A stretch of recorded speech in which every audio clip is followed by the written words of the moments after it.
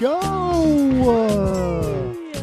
Everybody. Hello, hello. By everybody, I mean my mom. Hi, moms. First episode. We're doing it. We're doing it. It's about damn time. It is.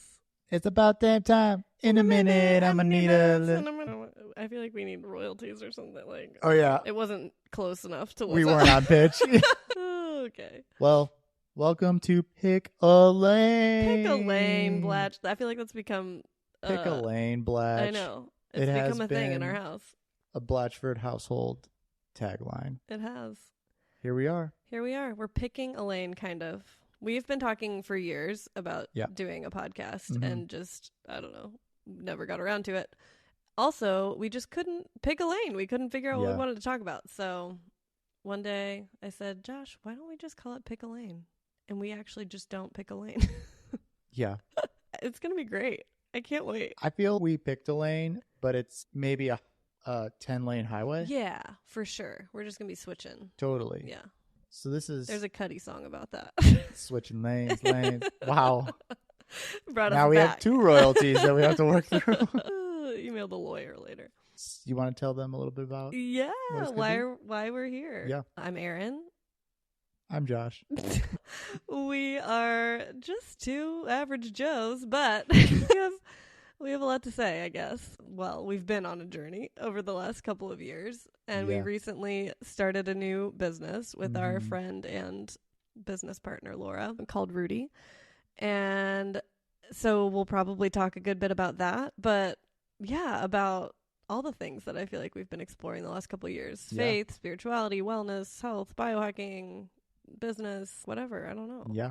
I think this gives us the opportunity to spread our wings a little bit. And we've been in hibernation for the past 5-6 years. No, I mean, mostly the last 2 or 3, but so has everyone with the pandemic. For but sure. I think we've grown and evolved a ton in the past couple of years and learned a lot along the way.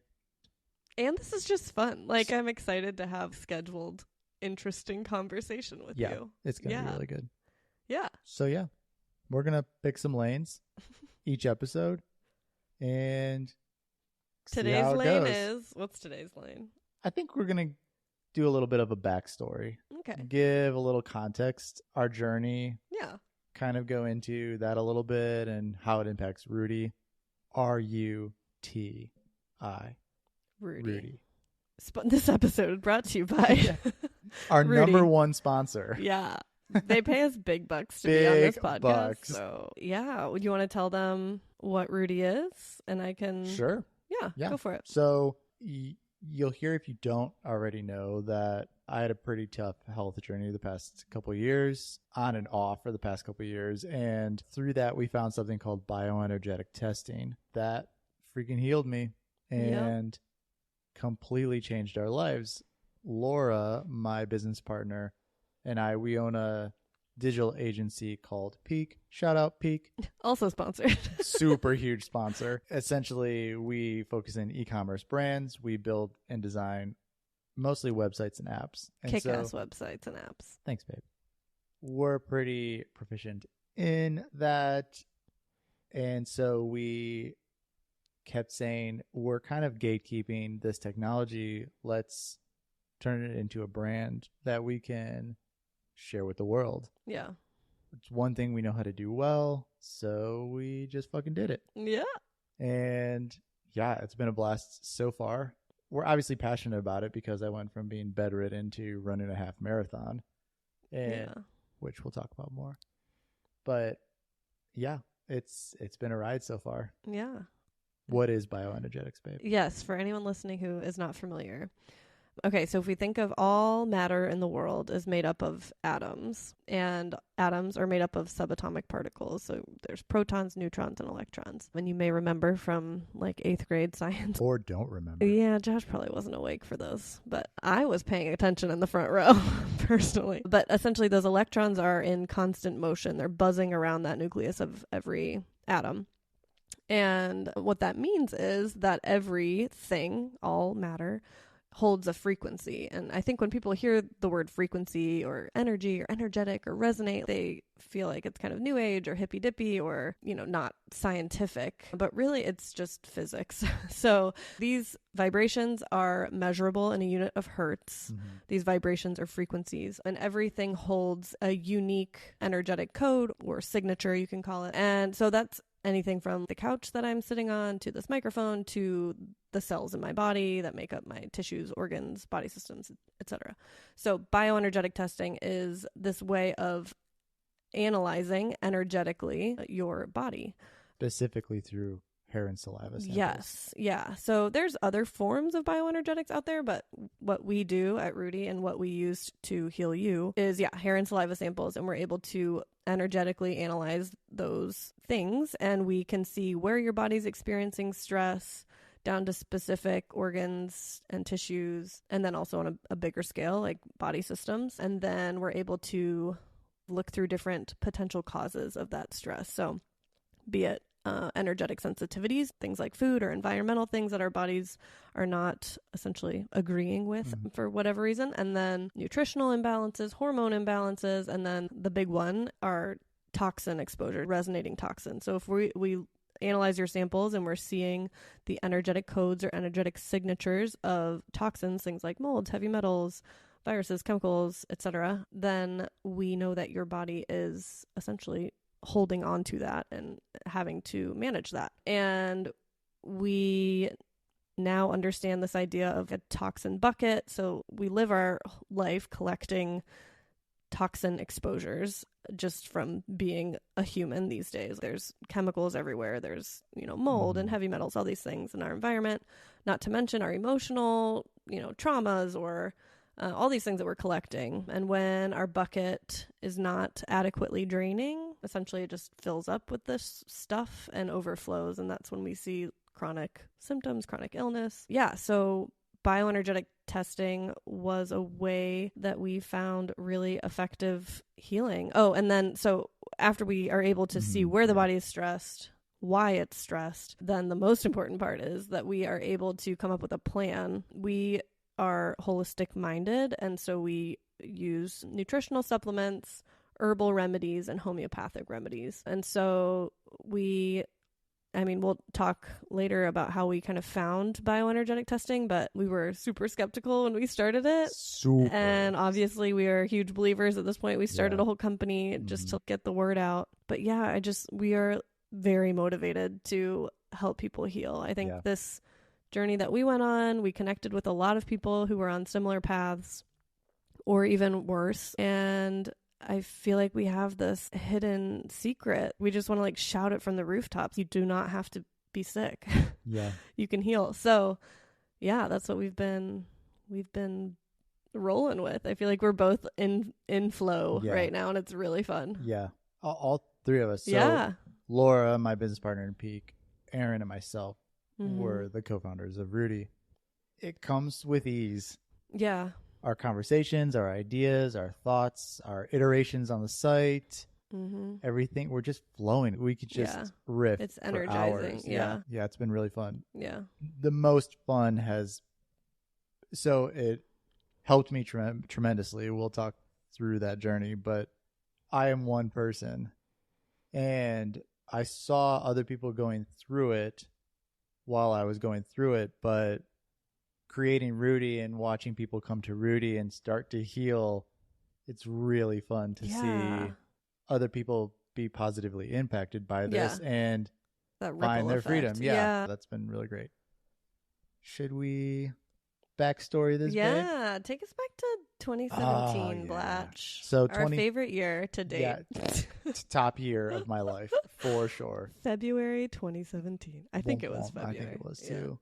So in 2017, I was an average Josh. Okay, wait. Let me just real quick define what average Josh was, because for how long had we been married at that point? Years, I don't know, a few years. Yeah. And I remember when we got engaged, genuinely the thought in my head was, what if I can't keep up with this guy? Yeah, that was I'm crazy. gonna need naps. A lot of them. So much energy, so much passion, life force flowing out of you. You were just pure energy, pure joy. Yeah. Social butterfly. Yeah. And Mr. Optimist. Optimist to a fault. Annoyingly. Yeah. And also, you never had a worry. No. Like, yeah, things are going to always work out. I mean, on our honeymoon, the business that you had been building for like it completely dissolved. Yeah. We went out, we got married, we went on our honeymoon thinking all is well. It was about to take off. Yeah. And then we get back and find out, oh, actually, it's all burned to the ground and you're making $0. And I was kind of stressed then, but anxiety was not even on the radar for us. Not even remotely. Okay, sorry. Just to give them a picture. Yeah. Then 2017 smacked me in the face. Sure did. I started just accumulating symptoms by the day. It started with tightness in my chest, shortness of breath, anxiety started to creep in. I was having visible knots in my back. I was thinking about that the other day. That. Gosh, how many hours did I spend trying to You could see them through my shirt. Yeah. It was crazy. I had neuro issues, suicidal thoughts, nerve pain, dizziness. Oh, it was... Yeah, I mean, night sweats, insomnia. Like, it was wild. It was cascading. Yeah. And I felt every other day a new symptom would appear and I would just tack that on to the next one. Yeah. And it came kind of out of nowhere. We didn't know what to do. So we went to my PCP and told him all these things. And he essentially just told me that it was all in my head. Yeah, he said a few things. He's not my most favorite person. I have a lot of grace and forgiveness for him now, but I do think about writing him a letter every now and then. Yeah. But yeah, first he diagnosed you with costochondritis. For sure. Fine, whatever. Which is just a pulled muscle in my chest. In your chest, yeah. But we had obviously a lot more than just that going on at the time, so we kept going back being like, look, man, X, Y, and Z is happening, all these other things. Yep. And I would ask for labs because I'm a nurse by trade. And so I was just, grasping for straws, trying to figure out what the hell is going on right now. I'm reading books as fast as I could. As much as we could, yeah. And so I'm asking him for labs. Can you get a full thyroid panel on him with the reverse T3 and all these other things that I just remember he looked me in the eye, crossed his arms and was like, I'm the doctor. Yeah, and I was was pretty pissed. Well, yeah, I have a very sick husband and you're not helping. So I don't know what to tell you. Yeah. He essentially just said I was depressed. Yeah, he prescribed you Prozac for your, 2-page long symptoms. Yeah, and it just kept growing. Yeah. I mean, I would become bedridden. I could barely get up. I couldn't walk to the end of the driveway without feeling like death. And yeah, that was really hard. I went from somebody that had a ton of friends to barely having any. We had a very small circle during that season. Yeah. And it made a lot of sense. I mean, we would flake out all the time. When it was gradually getting worse, I would have better days. Sure, yeah. And we would be lively enough to be sociable, and then I would pay the price for the next 3 days. And it was crazy. Rag baths because I couldn't take a shower. It was crazy. I know. I do always wonder. We've talked about this recently, but now that we're talking more about it, openly, I'm so curious part of me is curious and part of me honestly doesn't give a shit. But people in our life at that time, I mean, we just weren't vocal about it. Totally. I personally didn't want to be a burden on people. That's a deep-seated thing for me. Yeah. And it also just was so confusing. It was so bad. Up and down. And it's what do I even call this? Yeah, we had no just idea. Josh is sick, ? I don't know what I'm couldn't get answers. Yeah, and so we would just take the good days, and that's when we would see people, and then we would hibernate on the rest of the days. Which was 90% of them. Yeah. Yeah. And, I mean, I would have good mental days, and then days I had really, really dark thoughts and panic attacks, and it was crazy. So we end up moving over to the functional side. Yeah. Which, after several, disappointing appointments with primary care doctor. Right. Which was great, except it cost $600 a session. Yeah. Not including labs or remedies that would come with it. Right. And we went down that path for a little bit. She essentially diagnosed me with adrenal fatigue, which, now. Yeah, hindsight. Like, well, yeah. no shit. Your adrenals were a little taxed. Right. That's not a root But cause. that took us down a road of a lot of not fun things, as Yeah. well as dropping $30,000 a year on my health. And Very what expensive. happened over the next couple years after that was it would feel like I would get better. Well, we would do all these lifestyle things, right? Like we would change our diet. We would. Sure. I was taking like 55 to 60 supplements a day, and I would stop meditating. drinking coffee. And yes, I would do all of those things. And so, of course, you would feel like, a percentage better. Totally. And then summer would come around and I would tank. And it felt like every summer I would tank harder than the summer before, is what it would feel like. Yeah. New symptoms. Crazy. I thought 2017 was bad, but it really felt. Yeah. That was the year we went to like Seattle, right? Yeah. We did the coast. Yeah. So we were still able to travel and like, yeah, that's the confusing part. Like, I just think people from the outside, and probably anyone with chronic illness would resonate with this, but life goes on. Yeah. You got to figure it out. Like, you were still working. We still did life. I was taking calls from bed. Yeah. Because it was too much to do anything else. So fast forward to 2020, let's say. We have a daughter, Zoe, but 2020 comes. Obviously, the pandemic hits, and we're kind of living our best life. I know. We felt so good. We have been in Nashville this entire time. Now we're not, but we were at the time. And we decided to really plant roots.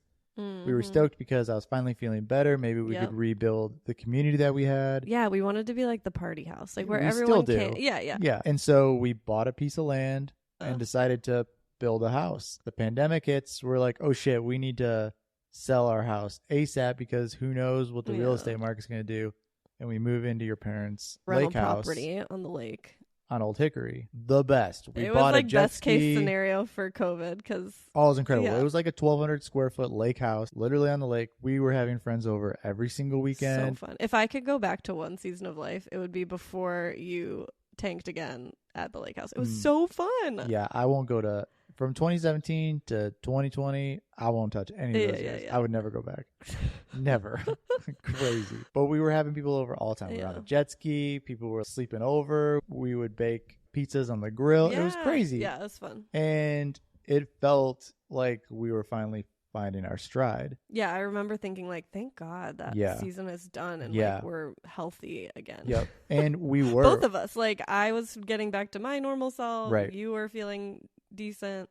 We were we were like not CrossFit, but cross training and running and doing things we hadn't done in years together. I mean, I was for sure the most jacked I've been since we got married. Yeah. That's for sure. I went from like right now I'm probably like 190 and I probably was at the lake house, but when I was super sick I got down to 160. I looked like skin and bones. Yeah, your mom, every time we saw her she would be like, oh no. Yeah, this Italian mom. She's like, have a cannoli. Here's some pasta. Are you hungry? No, I'll make you something. I'll make you something, yeah. So going from 160 to working my way back up to normal and then bulking, I felt like I was back. Yeah. It was incredible.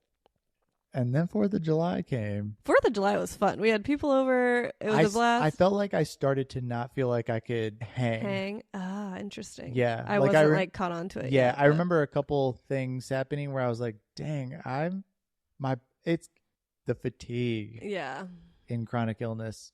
Well, I guess in my experience was on a cellular level depleted. I remember telling you blinking sometimes felt like a chore. Yeah. And or like raising your arm was like hard work. I started to feel bits of that on 4th of July. And we had friends over that weekend. It was awesome. But like I think in the back of my mind I knew something was coming. Yeah. Then I remember that weekend your parents were there. We were on that walk. And after that walk I felt like I had just run a marathon. Yeah. I fucking tanked from there. Yeah. Yeah, by the time we got to your birthday it was bad news. And that's September, So August was rough. That got really bad really fast. We were busy at work, which we were super thankful for, but I was essentially bedridden. Yeah, I remember you taking calls with me solo from bed. Yeah. And, it was bad. And so we played the guessing game again. we were just like, so maybe it's tiring. this, maybe it's this, maybe it's this. And doctors would even be like, well, maybe it's this, maybe it's this, maybe it's this. And somebody recommended a heavy metal detox spray That was fun. I started taking. And it's like we knew enough to be dangerous. yeah. And that fucked me over so bad. Hindsight's 2020. We know so much more now, but you can't go out of order. Drainage pathways were not remotely ready. I essentially just unearthed heavy metals that was all up in my body and had nowhere to go. Oh my gosh, it was bad. I was in a permanent anxiety attack for weeks. Yeah, it was really not fun. It was like my every whole body 5 was minutes tingling. I was hyperventilating, panic, shaking. Oh, it was gnarly. Yeah. So we lost hope again. I think in the chronic illness community, especially people that find Ruti, this isn't your first walk in the park by the time you find Ruti. And that's kind of where we were when we found bioenergetics. We had put our hope in something and then it didn't work. And somebody would be like, oh, this healed me. And so we would try it and then it wouldn't work or make me worse. Yeah. It's like not that you weren't compliant. That was the part that frustrated me the most because I'm not a good patient. True. You know, like give not. me a prescription and I won't take it. It's so annoying. Yeah. But Josh, if somebody were to give you a protocol, a diet, they did, and you would follow it to a T. Obsessively. It was aggravating. Mm-hmm. Yeah, to not find lasting wellness. Yeah. It's like cool that you felt good for 4 to 6 weeks, but nobody wants to crash every other month. And I wanted to get better so bad. I would do just about anything. Yeah. But after that heavy metal spray that I took, yeah, I think we just lost all hope. I mean, it got really bad. I started to lose function like with the right side of my body, and then Nurse Erin decided to tell me she thinks it could possibly be MS. It was more so like, so all these things are happening, and like I know we haven't seen a doctor in a while because they really haven't been helpful, but like you can't like the right side of your body isn't working. Maybe we should see someone again. It was crazy. So my thoughts started to get really, really dark there, and I thought that was going to be it, is what I thought. I thought that this was just going to be my slow death. Yeah. Because it was getting worse and worse to the point where there wasn't a whole lot worth doing the day to day. Yeah. I remember you saying that to me. And I was like, oh shit. Mm-hmm. Like we're there. Yeah. So that's when we decided that it was time for us to move to Ohio. Yeah. From Nashville to get more support from family members who live throughout Ohio. Yeah, I mean, we were just drowning. Like, I was still working 12-hour shifts in the hospital. I just remember every single time I left the house feeling so uneasy. Yeah. Not that I thought you were going to do anything. It just was like, I don't think he can manage. Like, and we have had a daughter, child. Yeah. This was the first health crisis that we had post with a kid. Zoe. That day that I went and you called having a panic attack and you were having like really bad vertigo that day, I think, right? Just dizziness. And it's like, what do we do? Like, we've got nobody. None. We were, I mean, even friends, we were 30 minutes from anybody that loved or cared about us. And it was hard. We didn't want to burden them. And all of our friends had little kids. Like everyone was drowning in their own and way. And we started flaking on them again. I remember you saying yes to a couple of things, and then I got so sick. And you say yes to things. Well, because I wanted to actually go. You say yes to things when I'm on good days is essentially how we would say yes to things. Of like, well, Josh is feeling better. I would even do that. And then the day would come and I would be bedridden and not even remotely able to take care of a child. Yeah. So, it got dicey there. And, we were rekindling and building relationships with friends again. And then we just ghosted all of them. And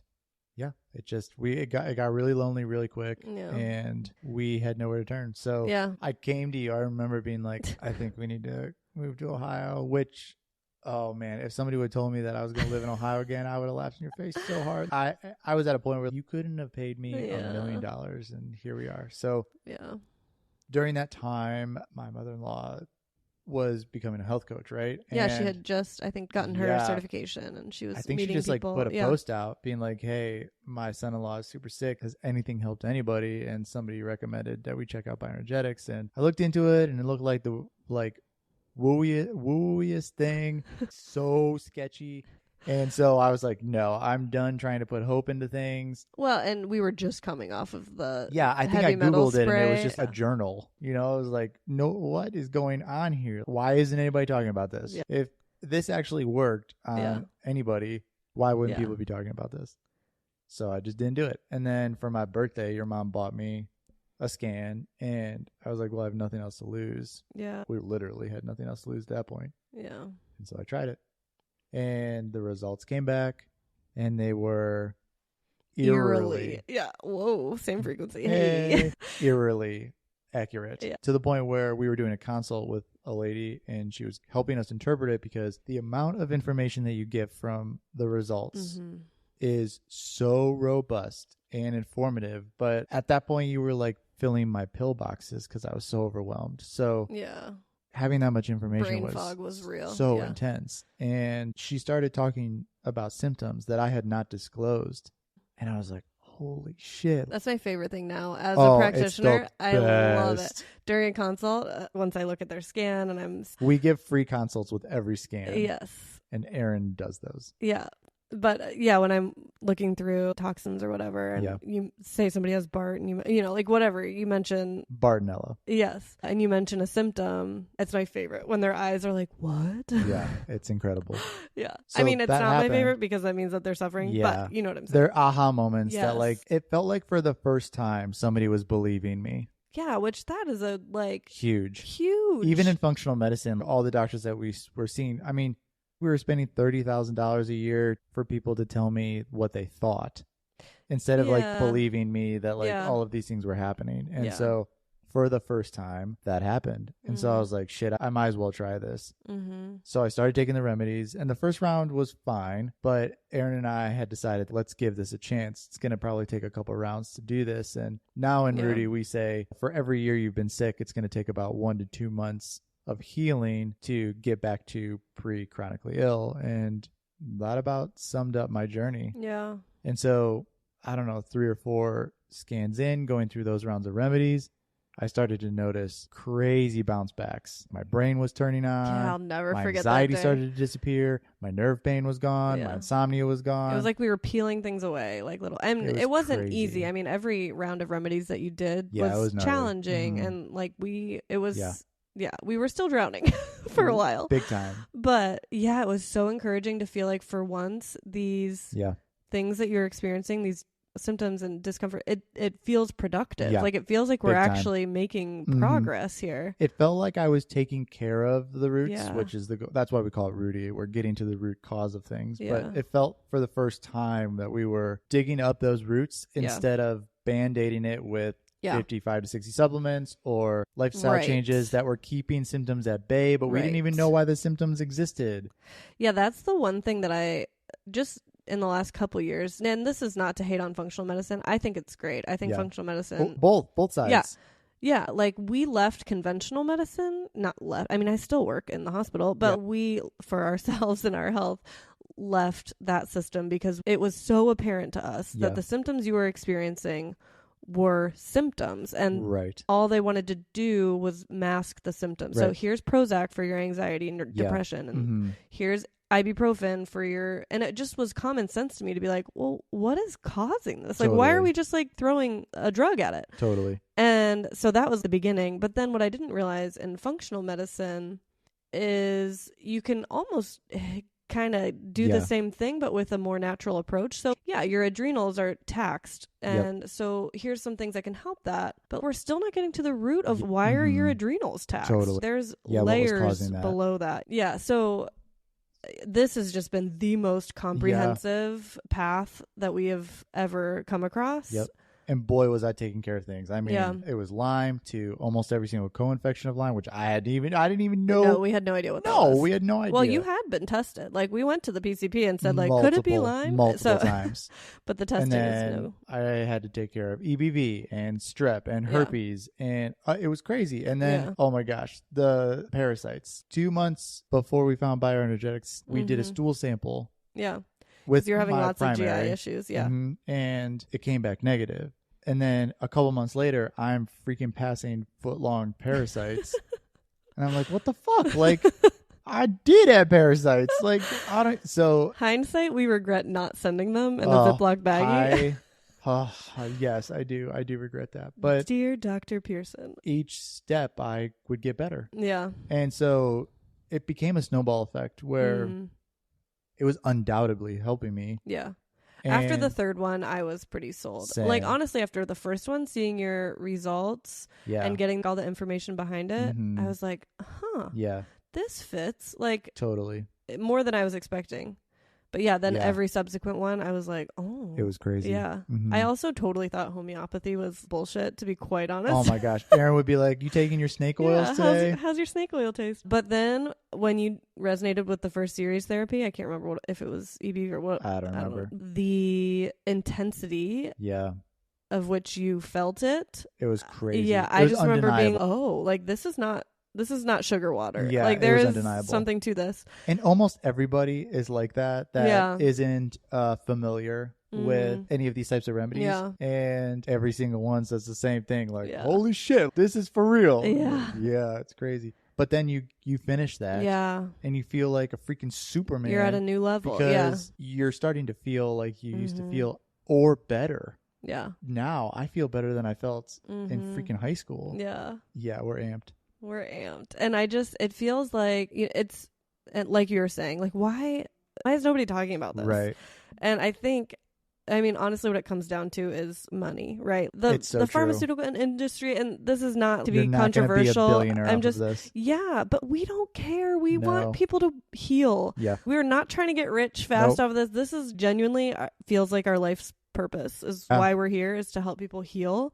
Yeah. And this journey has, brought people into our lives that we never would have met, but through the Lyme community and through all these other things, there are so many people suffering, So like many. deeply suffering. I mean, I get multiple yeah, people a day reaching out to me now. And I think this journey was the only way that you and I were going to get here. I mean, of course, like, that's why I went to nursing school. I've Mhm. always been kind of drawn to really, like, relieve suffering in whatever way that I can. Mm-hmm.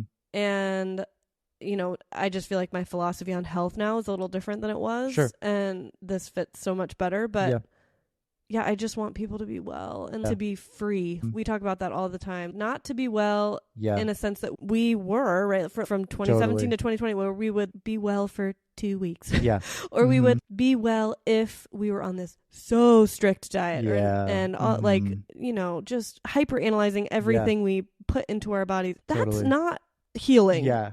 That is keeping a tsunami at bay as you're long still as in you bondage. can. Yeah, you're still in bondage to it. So genuinely, our goal is to help people heal and, like, goodbye. Be Go free. do your life. Don't even think about Ruti ever again. Yeah.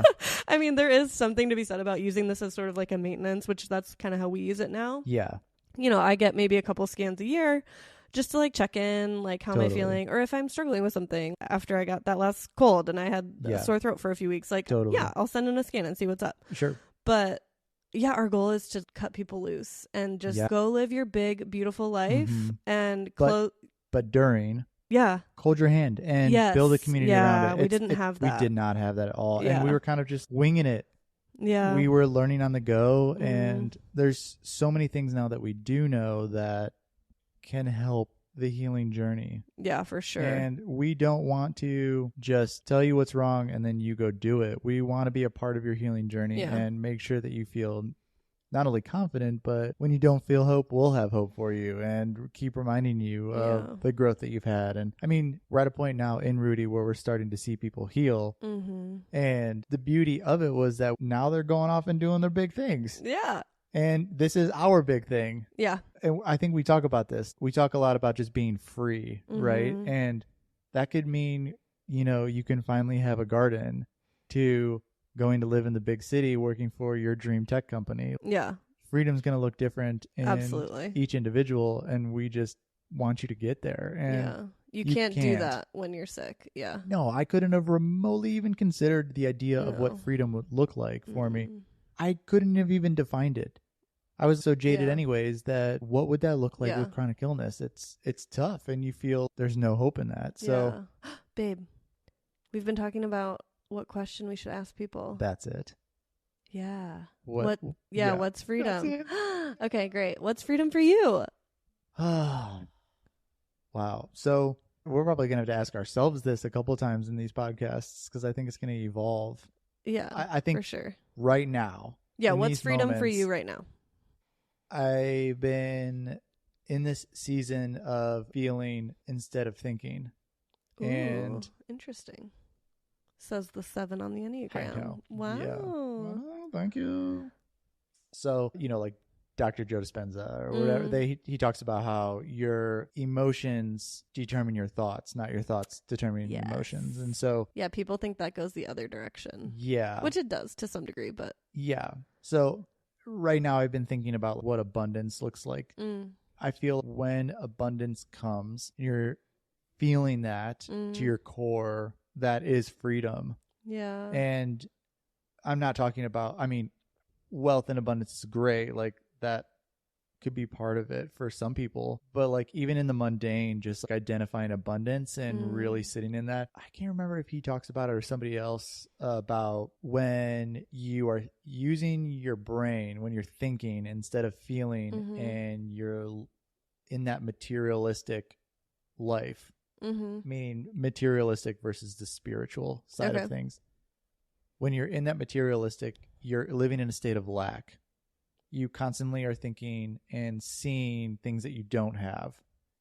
And with somebody like my creative brain, I can almost put myself in those situations, which then as a result, I could feel what it feels like to sit in that Lamborghini. And then I come out of that consciousness and I don't have it. I'm sitting in that state of lack. And then you have lack. Interesting. But if I can sit in the emotions of abundance in my own spiritual sense and recognize the abundance that is always existing around me, instead of chasing, you're attracting.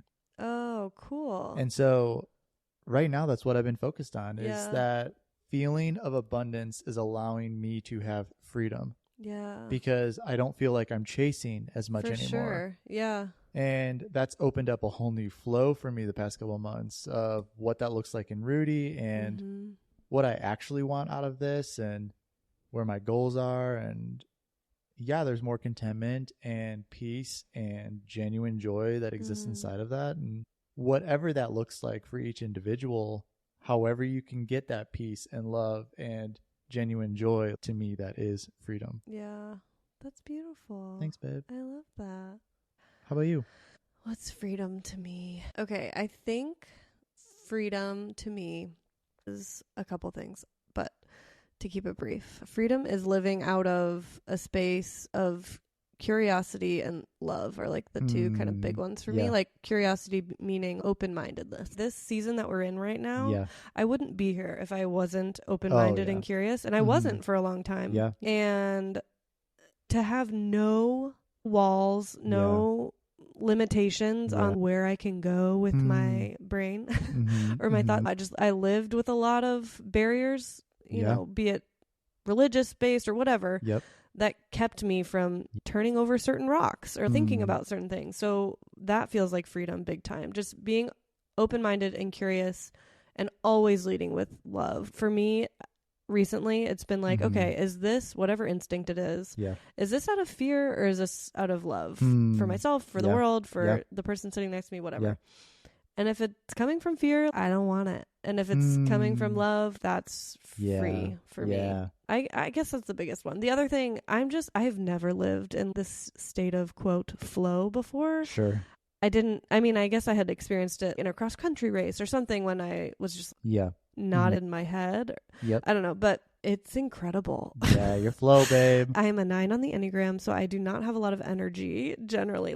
That inertia like it takes me so much to get moving. And then as soon as I start slowing down, I'm so tired. I just, like, the thought of building a business made me want to barf. Who wants to do that with their life? That is so much work. And I still can't really look too big picture or it will honestly overwhelm me. But I'm finding that when you're doing the thing that, whatever you want to call it, spirit leads you to, whatever gets you in that flow state, I have more capacity. It opens me up to do more. Totally. And as soon as I switch out of that flow state into fear, oh no, like the weight of the world's on my shoulders. I have so many people that I need to heal. Okay, no, that's not on my plate. That's when I start to feel overwhelmed and exhausted again. But then as soon as I switch into like just flow. I don't know. Yeah. It's been really cool. Oh, I'm I like, love that. this is how people live big lives. Yeah. Like before, I just kind of wanted to, I don't know, cook and clean. Totally. Oh, that's But so yeah, good. to have some purpose backed with some life force is really fun. I love that, babe. Thanks. We're free. We are free. Yeah. This is so good. I know, this is going to be fun. I'm stoked. What are we going to talk about next? Oh, man, we got a lot coming up. I know. We're going to share a ton of, we're going to be talking about spirituality. We're going to be talking about different tools that we have found inside of this journey that have helped us heal in ways we didn't even know were possible. And outside of bioenergetics, breath work, and there's a lot of energy stuff. And saunas. Yeah. We're recently polar plunging. Can't believe you talked me into that. I know, it's great. It's been good for me, though. Yeah, it has been. So, so much. And then we're going to be bringing on people. And then there's people that are healing now through Ruti. I want to bring them on and hear what their freedom looks like. Sure, we have our story. Thanks, everyone, for listening. But I don't want it to just be coming from me. I want people to hear other people's experiences through this and how it's impacted them and what their journey has looked like. Because the cool thing about bioenergetics is it is bio-individual. And that's why it works. Yeah, agreed. And there is no umbrella protocol for this. And so somebody that may have the exact same things that I have had may heal in a different timeline, in a different way. And it's beautiful to see. So we got a lot coming up. Shouting hope from the rooftops is our goal. We just genuinely want to help as many people heal. We are not the healers. You've got what you need already inside you to heal, but we just want to help you unlock it, I guess. And if bioenergetics isn't your thing, great. Yeah. I just want to support you in how you want to heal. 100%. Yeah. And even if that's a slow journey, I'm going to have hope for you. Yeah. So, this is going to be good. I'm stoked about it. Me too. Love you, First one done. Well, y'all, thanks for listening. This has been good. Thanks, Mom. Yeah. Hi, Mom. You made it all the way through. You can go back to doing what you were doing before this. Love ya. Love you too. Bye.